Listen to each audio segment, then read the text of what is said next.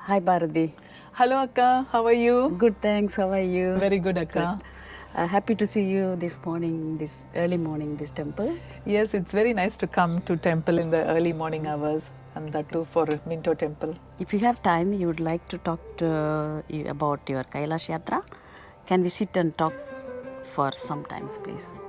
Oh, thank you so much, Akka. Yes, definitely. And it's really blessings because we are standing in Minto Temple and you are asking about Kailash trip. I feel like it is a great opportunity to talk about Kailash trip because I always love to say about my experience and the trip, or the whole trip about Kailash Yatra. Yes, definitely we can sit and talk, Akka. What inspired or prompted your decision to embark on a journey to Kailash, Bharathi? I would say that we started learning Saiva Tirumurai in 2015 and we have a family of people, 7 families joined and started learning Tirumurai. The Tirumurai songs, it's been sung by Siva's saints and it has been sung in different temples. There is 274 Tirumurai Padal Petra Sthalam. So when we were singing the songs about each temple, one of the songs was from Kailash. So that song was so nice and I liked it very much in personal. So I keep singing that song. And when we were singing and practicing this song with, they were a group of people, then we all suddenly said, we should go for Kailash. And then it just came like that. And then that every day we started praying to go to Kailash. And after learning that song, we started thinking of going to Kailash. And of course, as you know very well, for going to any temple, the call has to come from the God. It's not our wish, it's His wish. Correct. So unless He blesses and He has a call for us to come there, we can't go there. So we started singing every week this song, and all the team of people in a Devaram group started the aspiration to go there, and our continuous prayers probably is answered through Lord Shiva.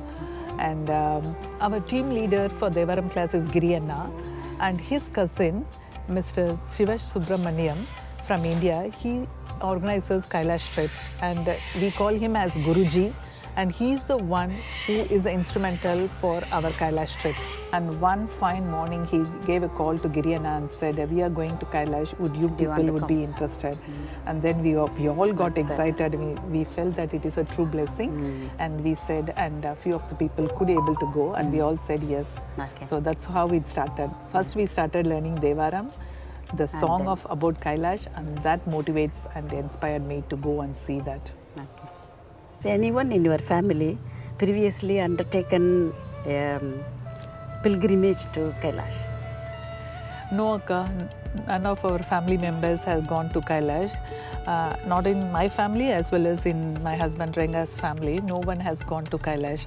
I think in those days going to Varanasi itself was a big thing, because that itself is a great pilgrimage, because we are from south in Chennai or down south from Tanjavur side, and going all the way to Varanasi, that itself is a big pilgrimage, and the Kailash is much further up, so no one had the opportunity to go there. Okay. When did you undertake your journey to Kailash, and how many days did the trip last? As I said, we went in 2017 and we started on 11th of June 2017. I still remember, everything is still evergreen in my memories. And from here we were 6 people in my Devaram group. We all went from here. There were people from India who joined from Chennai, and we all went together, and the total trip was about 20, from 11th of June to 22nd of June, so it was 11 days in total. Could you please describe the trip, like where you started and how you reached Kailash? How many people came with you? We started from Sydney, and the entire trip we had like 28 people. 6 people from Sydney and rest of the people are from India. And the Guruji has organized it.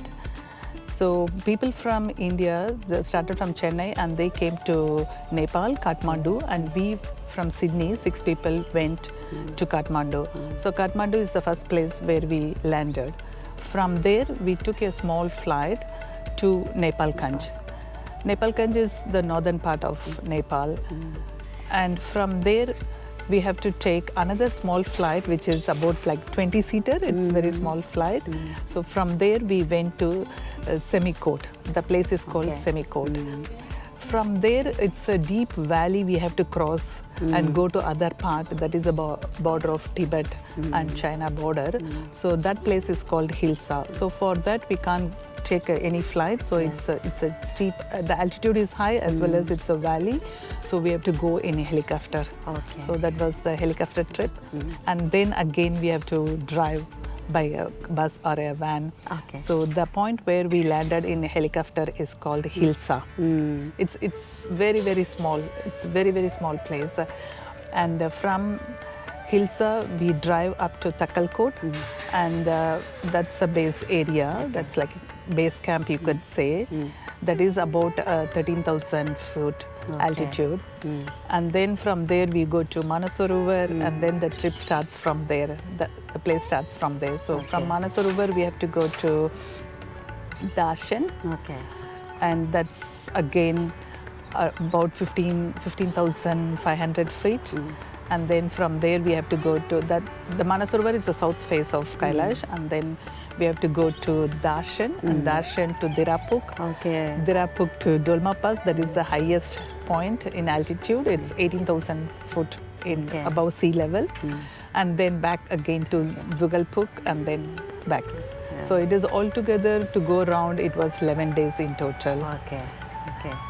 And The trip was well organized by our Guruji. okay. And we all had the same blessings to go and see that. And along with us, I would be very happy to say that we took our Vodwar as well, who is teaching us the Devaram. Yeah. So everywhere we go, we can sing the Devaram song, whatever we studied. So it was a great blessings. And on the way, we went to Kathmandu temple, Pashupatinath temple, which is very, very famous. So that was a really good one. Okay.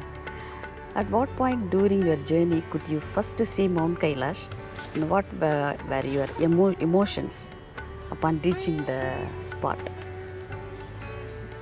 When you see first. Yeah.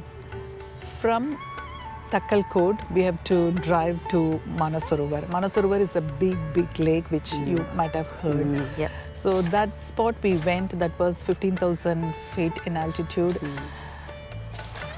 There is nothing there. It's just only a massive, massive lake. We got two lakes. Actually, the road, when we go there, there are two lakes. Two sides.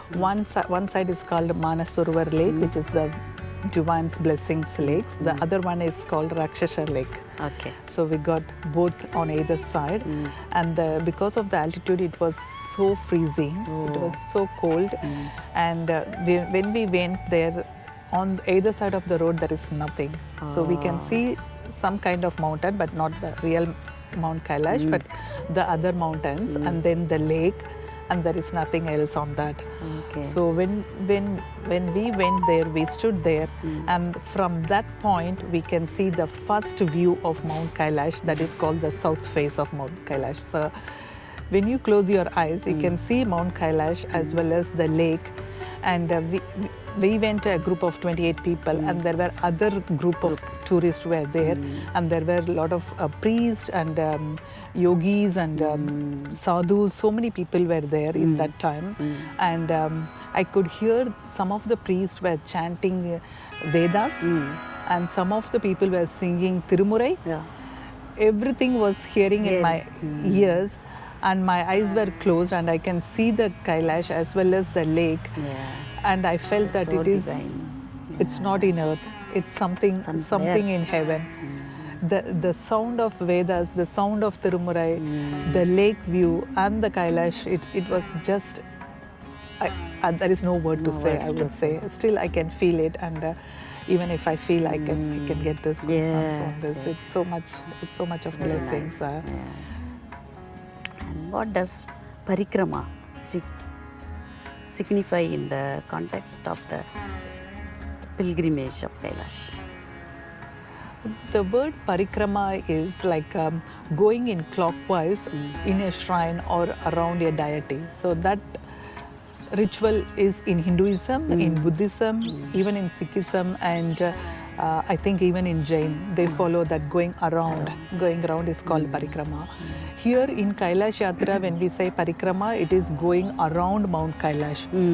So total it is like 56 kilometers of going around the mount, because we can't climb up Mount Kailash because it's a divine place. So we go around as pradakshana. We call it as pradakshana. So we go around the Kailash, Mount Kailash, that is called Parikrama. And it's not easy to go around the Parikrama, go around Mount Kailash, because one is the altitude, it is so high and the level of oxygen is very less. Second thing is the climate. And there is no habitant living there. So it's only during the season people go there as a pilgrimage, and nobody lives there. Only during the time people all go there, and they have made a temporary accommodation for the people to stay there. And yeah, so as I said, so we have to go to the base camp of Takkalkot and Manasarovar. So first darshan we have from Manasarovar to the south face of Mount Kailash, and then we start our journey. So the journey starts from Manasarovar. So we have to have a holy dip, and then start with the prayers. We started the journey, and we are so blessed. As I said, we have our Oduvar as well as our Guruji. So though it was freezing weather, though it was so cold, we all made homam, havan there, and then we did a sincere prayer at the lake of Manasarovar. So we all were sitting, it was freezing with the jumpers, and then we did all the proper homam, and then get the divine blessing before we start Parikrama, because it's very, very tedious journey, and nobody can say how you are blessed to go around it, or whether you would be the opportunity. Even though you go to Manasarovar, we are not assured that we could able to do the Parikrama, because every day the weather changes. So once the snow falls, we can't go. So till we complete the trip, we are not sure whether we could able to do it. So we were all thinking, the only vision we had is just we have to make the Parikrama. No other thoughts were there in our mind. So we were keep on praying that please bless us to go around the Parikrama. So we made the prayers in Manasarovar, and then we went to, first place we went is called Yamaduva. Yamaduva is a place where we worship to Yamadeva and get his blessing, because it's the entrance to go to Kailash. So we just need to go and pray him and seek his blessing, get his permission to go for the Parikrama. And the next day we had 16 kilometers of trekking. So we can go by walk, we can go by pony, the horse. So everyone was given one horse, and there was one Sherpa who is a guide for us. So they speak in Nepali language, which we can't understand, and whatever we speak, they don't understand. So they come along with us. So for half a distance we walk, and then we get into the horse, and then we go. So it's a 16 kilometers trek, and then we went to the north face of Mount Kailash. So that is called Dirapuk. So that is around 16,500 feet in altitude. So we stayed there overnight, and the next day we have to do the remaining portion of the trip. So the night when we stayed there, it was so freezing cold, and there were snowfalls, and our Guruji said it's not going to happen, so we have to return the way back. We can't go the full round. It's like a semicircle, and then we have to come back. So whole night we could not able to sleep, and we were keep on praying, please give us, please grace us to go around. And the next day morning we woke up around 4 o'clock or 3 o'clock in the morning, and then we went to Guruji and said, can we go? And then he looked at the weather and said, probably yes. And only like out of 28 people, only 10 or 12 people could able to go, but not all the people, because of the health condition, the weather, and so many things. Because we have to walk in some areas on the ice, so we have to have the hiking shoes and the walking sticks, everything. And sometimes the ice was pouring, so we have to be very careful. And the Sherpa, he's like a god for us, because he put his foot first, see whether the ice is going down. If not, then we can put exactly the place where his foot was, and then we walk and cross that place. So then we went to the peakest point, the 18,000 feet height is the Dolma Pass, and that's the north face view we can see completely. And then we started coming down, from up to down. So climbing up is possible through the horse, but climbing down, we can't come in horse, so we have to walk. Though horse is there, but we can't. It's a downhill, it's very steep, so there is nothing to protect you, so we have to be very careful and walk down. So next day we came to Zudalpuk, and then we stayed there. The night when we stayed at Darshan and Dirapuk, that night we were been observing the full view of Mount Kailash. The view what we see is just the mountain. It was completely with snow. It was like a white massive mountain standing. It looks like Lord Shiva Lingam fully with Vibhuti. How it would be like. Nice. Very nice. I can imagine. You don't have any other feeling. Just your eyes. You can't take it out from that view, and you don't have any other thoughts. Nothing comes to your mind. It's just your eyes will be looking at it, and you can't take out the eyes from there. I can feel that how you are saying. I can feel that. It is really. Could you share your personal experience during the rituals? When we started the trip, I think it's all the divine blessing, and we had a lot of challenges. But before we started the trip, our entire group who started from India made a special puja. Because always when we do any good thing or we start anything, we do a prayer. The mass prayer always has much benefit. So all the people who were participated in the trip, they all had a prayer in India, in Chennai. They made a special puja for Yatras. And likewise, people in Sydney, we made a special puja in Helensburgh Temple. So all the people went there, made a dedicated prayer to get his blessing and get his permission before we started the trip. So that is the one thing which has saved us from all the obstructions, from all the challenges what we faced. So the challenges I would say is, first thing is the weather, and none of us have been in trekking before. So wearing the entire gear of having the so heavy jumpers, having the trekking shoes and walking with the stick, with the ice sticks, and this is all completely a new experience for us. And because of the weather, as I said, we have to go one trip in helicopter. That is not defined. Because of the wind, because of the weather, we have to wait there, and we will not be assured what time we can go, because there were a lot of other pilgrimage like us, like in different groups, and everyone is waiting, because in a helicopter you know that we can accommodate only maximum 4 people or 5 people maximum, that's it. So with the 50 and hundreds of people waiting, reaching one destination to other, from Simikot to Hilsa is not guaranteed. So while going, we have to stay one day waiting. Because of the weather, we can't able to go, and there is no accommodation there.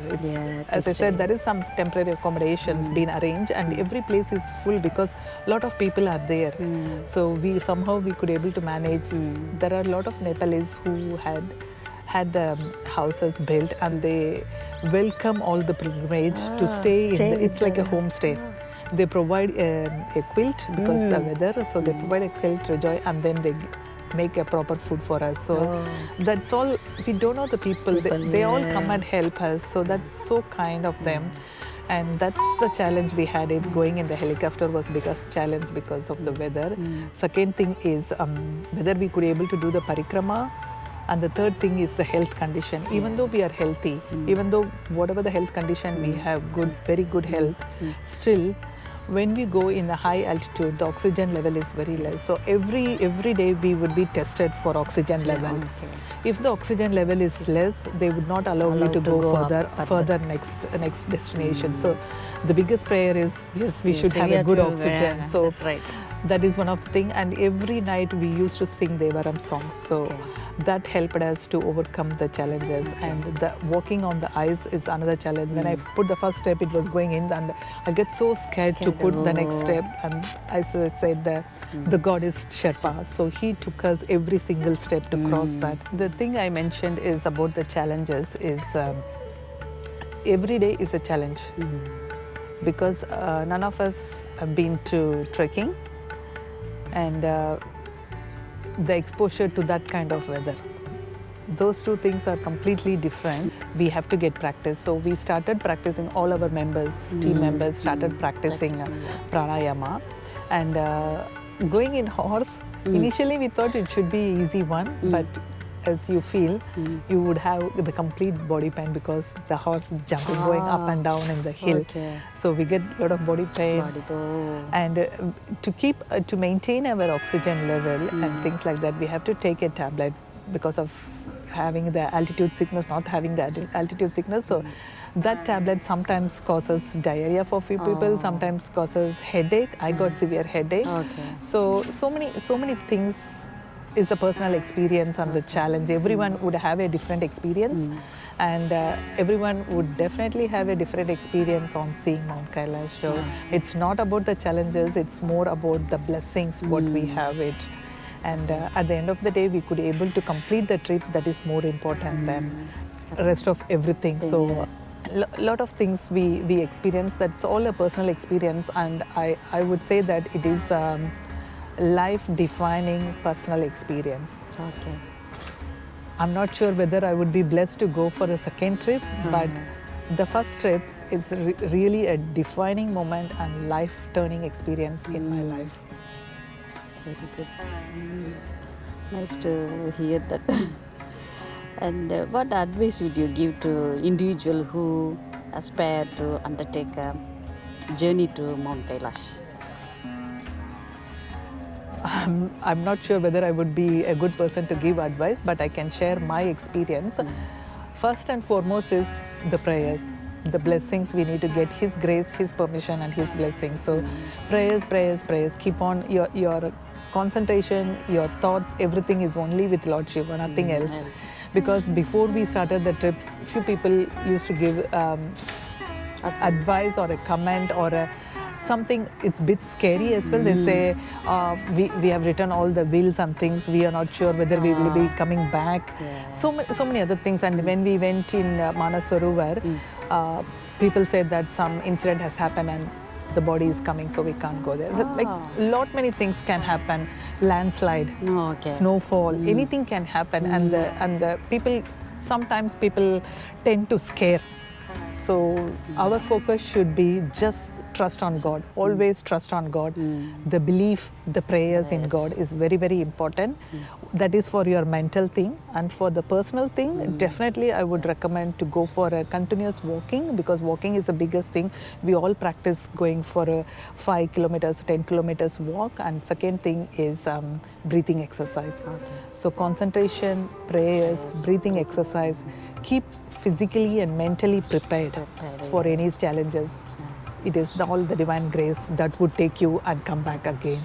So that is the simple tips I would give. And regarding the trip, I would say that the planning, how you plan it, what things you have to take it, those are the key factors you have to keep it in mind. Like we got a big list of things what we can carry, and there is a limitation. We can't take everything because of we have to go in the horse and the yak will take our baggages, and we are going in helicopter, so the baggage limits are there, so we have to carry only 7 kilos. And in 7 kilos, what are the essential things we have to keep? Like for example, flask, torch lights, the medicines, important things what we have to have, and the waist bags where you keep your 3-4 days. For doing the parikrama, the main 4 days is 3 days is complete parikrama, but the day before you go, where you started from Simikot or even before that from Nepal Kanj, you have to limit your baggage because the helicopter ride is there. So from there it's only 7 kilos, and we can't have a bath for 3 days. There is no toilet, so it's all in open air. So some things looks challenging, but at the end of the day, what is your vision? What is your goal? What do you want to see there? When you think that having no toilet or not having a shower or nothing bothers you much. So prepared for any challenges and take it as a divine blessing. And if you go there, yes, you will definitely will have the true experience of seeing the Lord Shiva in heaven. Thanks, Bharathi. Your Mount Kailash experience, you are sharing that really, really nice. And, Thank you very so much, inspiring. Akka, for coming and asking me this question on today, because we are in Shiv Mandir in Yes. Minto, and I would like to say one thing about this temple. It is a mere coincidence, or it's a divine blessing that we are talking about Lord Shiva or Mount Kailash, and the deity in Minto temple has come from Nepal. Ah, So yes. it was a Yeah, real, really, it's real good. coincidence or blessings that we are Thanks. very pleased to talk about Yeah, Mount very much Kailash in this inspiring, Minto very temple. inspiring. Thank you. Thank you so much. Thanks, Bharathi. Bharati's reflections on the journey resonate deeply, leaving you with a sense of awe and connection to the divine, making this episode not just a recounting, but an invitation to experience the sacredness of Kailash. Stay with us for the next episode on Shh, It is Suspense.